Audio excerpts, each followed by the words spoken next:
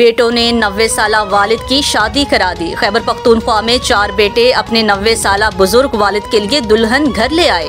खैबर पख्तूनख्वा के जिला शांगला के शहर बशाम में 4 बेटों ने बुजुर्ग वालिद की ख्वाहिश पर उनकी शादी करवा दी। शादी की तकरीब में नवासे, पोते पोतियां और इलाके के लोगों ने शिरकत की। मौलाना सैफुल्लाह के बेटों ने वालिद के लिए दुल्हन तलाश की।